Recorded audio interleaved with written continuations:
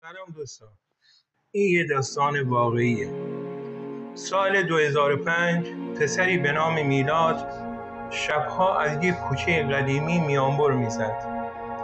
اون شب وقتی تنها تو تاریکی قدم میزد صدای پاهایی پشت سرش شنید.